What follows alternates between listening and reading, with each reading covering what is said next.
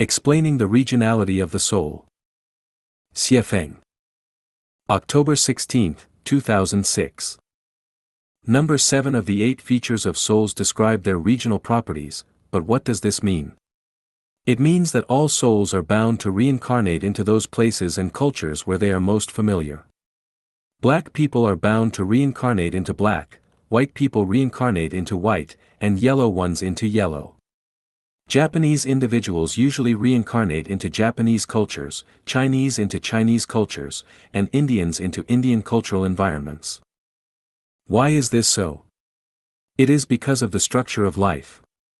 Water droplets fuse together easily as they also do with milk, but they will never fuse with oil. This is a characteristic of their structures. The apple never falls far from the tree, and so it is with souls because one only feels safe when they are in a familiar environment. The size of a soul world is proportional to the content of its soul.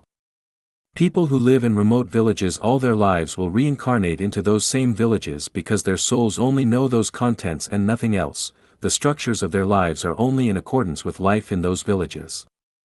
Structures have attractions, like attracts like, birds of a feather flock together, and similar structures attract each other. Europeans rarely reincarnate as Chinese because the cultures there do not conform to their soul's contents, they lack gravity to them or it is far less to them than that of their original culture. Anyone who lives in a strange place within an alien culture will feel out of place, lonely, and eager to go home. Going home is every soul's wish, but where is home? The most familiar place is one's home and home is one's most familiar place. This is to say that souls have regional properties. Generally speaking, one will usually reincarnate into a place that is most familiar to them. We have never heard of a Tibetan living Buddha coming from Africa or Europe. According to the above principle, souls should reincarnate into their own families and this would prove the regional property of souls, so why do some people reincarnate into places far away? This question involves their carriers of life. Souls are spiritual entities which can only function when they become attached to physical bodies. When one dies but no carrier is available from within their immediate, comfort zone, then they will have to find a carrier from within the smallest possible radius of that place. Therefore, if one wants to find their late relative, then they should search within a radius of 10, then 20, then 50, and then within 100 kilometers of their home to find a family that has been blessed with a newborn child soon after their relative's passing. They can then check the birthmark of the child, or sense of the child by their hearts of whether the child is the reincarnation of their departed loved one. Of course, if their relative has gone to heaven or another space, then they might never be found. Some people may not accept the concept of souls' regional properties, though they can be verified thusly. Everyone's dreams reflect the contents of their souls. Then would the vast majority of Europeans dream of Asian or African people when they sleep? Of course they would not.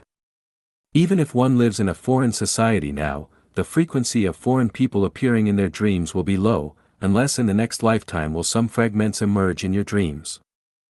This can raise a great mystery of life. Where do we go in our afterlives? Consider that if no relevant familiar images of heaven fill your consciousnesses, then how could you go there? The truth is that this would be impossible because the transformation of life is subject to strict and meticulous management and the restraint of Tao, which is a scientific system. If you hope to go to heaven but know nothing about it or are only minimally aware of it, then your soul would be totally unprepared to go there.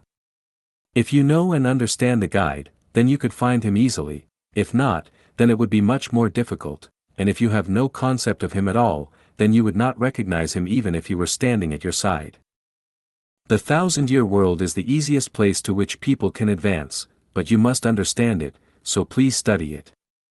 You must self-cultivate and self-refine according to the lifestyle of the celestials who live there. In this way, your consciousnesses will be focused there and you can go there directly after you pass on. Life is like this: the more we know, the larger our scope of activities will be. What does not exist in our consciousness has no existence in our life. Therefore, we need to make full use of our limited physical time to expand our life spaces. Do not long for the ephemeral, passing mortal world, but for a better place. Understand the place for which you yearn as much as possible. Be reasonable and willing to advance.